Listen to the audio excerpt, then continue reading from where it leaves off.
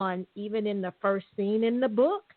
And instead of like kind of course correcting and simplifying this, kind of complicated, convoluted relationship she has with Dexter, she lingers in it. And I think the closet situation is representative of where Livy is in her head. I absolutely agree with that, Siera. But I looked at why she did what she did, because we have to remember her mother had passed away recently, and she told her before she passed to hang on to Dexter and not let her be alone. So she was trying, I think in a way she was living out a promise that she made to her mother. And she knew that she would have social anxiety and that she didn't want her daughter to be by herself. But the way she went about it, Dexter wasn't a good man. So, sorry, Mom, I got to go. I'm not saying, but I think that's why she stayed as long as she did. She recognized that she wasn't in love with him. She recognized that the relationship sucked, but she stayed anyway. So that was my take on Dexter and her and that relationship, why it lingered so long. Yeah, that's a good point. That's a very good point, Lisa. And it kind of brings me back to another point that Michele and I were talking about. It was either yesterday or maybe offline, but, people having influence in your life leading you somewhere that's really not healthy for you. Like her mom, in this story, her mom is already gone. And her mom made this request of her, and Livy's trying to live up to it. And as a consequence, she's trapped. I don't want to say trapped, but she's reluctant to get out of this, this really kind of dead end situation. And the way you said it, Lisa, just thinking about the role that her mom is playing in her head, I think that's a significant point that you bring up. Like, even though people request stuff of us, people we care about, we have to put that in perspective, for this life that we're trying to live and they're gone, That's right. An excellent point. I hadn't thought about that. Thank you. Welcome. Cool. Now, let's get to the boss. That's my question. What do you guys think about Dexter's boss? And for the listeners, Dexter, her sorry boyfriend, has a boss who is very lecherous and lusting after Livy. And the man is just brazen with it. He's married, but he doesn't care. Every time he sees her, there he is approaching her. So, and she's trying her best to avoid it, and we find out later in the book that's the whole reason she was in the closet to start with. She was running away from him and trying to hide. So what do you guys think about the boss? Siera? Michele? Okay, I'm going to jump in. I have so many feelings. So many feelings. And a great many of them end in murderous thoughts. So Dexter's boss is, I think she even mentions in chapter 1 that this man got handsy with her in terms of like hands on her bottom. And I'm thinking, okay, she doesn't want to insult his boss. Let's just be very, very clear. My boyfriend would have gotten fired that night. We're just going to be clear about this. Secondly, when we find out that Dexter knows about the way that his boss is acting, I won't lie, I saw red in that moment when she, I think she showed up at a bar and his boss was there, and his boss comes out to talk to her after they have an argument, and he pretty much says, "You never want to do anything for my career." And I'm thinking, what exactly is he expecting her to do to move his career forward? And none of these things, one, are legal, or two, are good for his health. Because I will not lie to you, I hated Dexter, and I hated his boss, and his boss made me hate Dexter even more. I'm wishing them both death by the end of this series. I mean, yeah, I admit it. I did not like either of these men, either of them. I thought it was just more proof of really bad guys and bad information in this character's life. Yeah. So once again, Olivia and I are not the same woman. Okay. So if I had the problem that Livy had with my boyfriend's boss, I would have a problem with the boss and with the boyfriend. And 10 times out of 10, both of them would have to go. So, yeah, the boss, absolutely, he probably would need medical leave by the time I was finished with him. That's how I felt about him. I'm like, you're going to get injured. You're going to be hurt. I suggest you back up. That's really how I felt about him from the beginning. Before some guy drives me in the closet, I am going to put you in the hospital.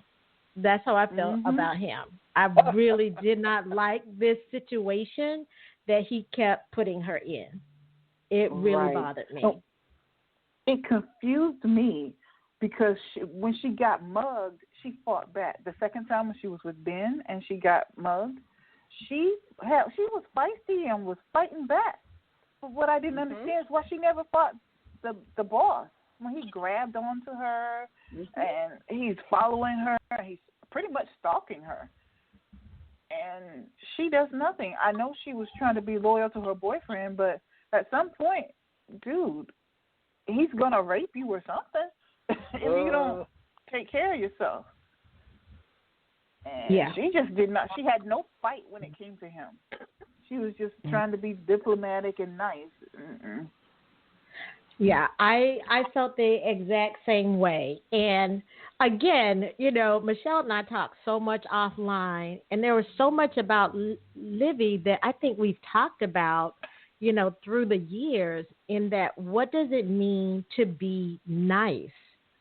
And I think this is an area for me where I felt like this character needed to grow, because you can be nice, but that doesn't mean you have to make yourself vulnerable or a target or, put yourself in a position where you're constantly uncomfortable.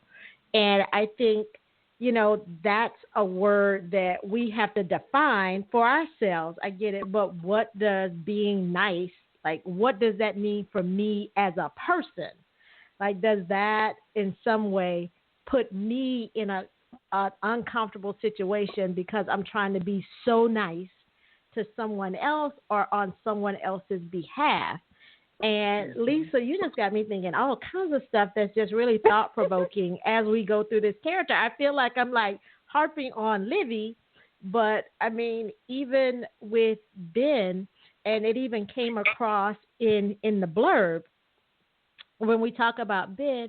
Ben says, "I know my sins. I know who I am," and I felt like that came across in his character from the beginning. It's one of the things that I really liked about Ben. Like, good, bad, or indifferent, this is what I'm dealing with, and that came across in that interaction. We later find out, listeners, that Ben and Livy actually work in the same building. I'm not going to give it all away, but when she discovers that he slipped her something, she realizes, like, hey, he used me without my permission. I'll throw that in because sometimes that's okay with you. But he used me. And she had a decision to make. And I'll go back to it, like, what was your first thought, Michele, when Livy had the opportunity to give Ben back his property and move on about her merry way? And so did we mention that we thought that Livy was a little bit crazy?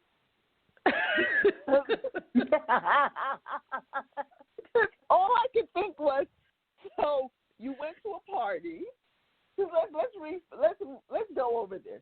We went to a party, and when we went to this party, we ended up hiding in the closet because our boyfriend's boss is a lecherous criminal. And then to add insult to injury, here comes Hot Ben, Big Ben, because I think he even announced to all the women at the party that he should be called Big Ben for many a reason, which had many of the women chasing after him. Big Ben, for all his gorgeousness, gets into a huge fight at this party. You are down on the ground after being in the closet with this man who was holding your ass and asking you to moan for him, please. And then to add insult to injury, you get there to help him out after he punches someone and security's coming after him and he has slipped something into your bag and you know immediately that what he has slipped you is dangerous and probably have information that he shouldn't have, much less you shouldn't have. And you think, oh, I'll just hold on to this and say, hey, I want to know what's on it, or I'm not giving it back. So I can tell you everything I feel just in saying that to you. Like, wait, what?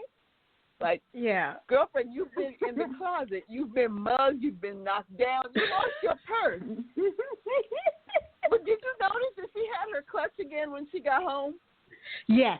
So did I police did. catch him? First she says that she guessed they got nothing, but then the police were involved, and she did get her bag back.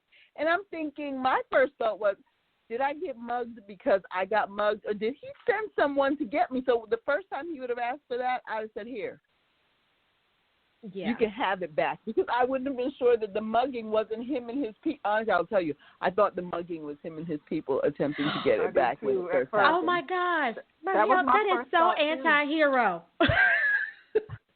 He wasn't the hero yet. He wasn't. He was just a handsome Viking in the closet. Exactly. He wasn't a hero yet. So okay. Possible. Okay. I guess you're right. And but the mother didn't hurt her. He just stole her purse. He didn't hurt her. That's true. So I'm thinking, okay. just go run by her, grab her purse, and keep going. Okay. All right. That was my first thought. I did not think that. I really did. I really didn't think he would. I didn't think he would do that. Because in the closet, like, he could have, like, bucked on her head to make her shut up, but he came up with another plan. So I didn't think, anybody who asked you for a kiss, ideally wouldn't, like, 30 minutes later have somebody, like, bop you on the head in the street and throw you down and take your pocketbook. But that was just my first. He assaulted a man in public. Why did you he beat somebody up and gave her the things. She could have got caught by security with it. And then what would have happened to her? He assaulted a man in public. Why are you shocked? Right. Okay. But I must tell you, once again, Livy girl, like, I'm like Etta Mae from Ghost. Girl, Molly, you in danger. So, once you're in danger, girl. So once again, I'm like, who picks the guy that pick a fight at a fundraiser? Now, last time I remember, this is a charitable fundraiser with some upscale folks. Now, why in the world the guy who throwing punches in his suit, the one you picked, I have no idea. But again, I was questioning her choices. I was like, this is not the man for me. I'm sorry. Life's not boring, though. I'm going to tell you why she picked him. 2 words, boring Dexter. Her life was so boring and mundane. She needed some adventure. And that closet sparked something in her. And she was like, oh, he's a Viking. Let me get to him. And then he showed his bravado by hitting somebody. She's like, oh, I need to know more about him. I could just see it sparking in her.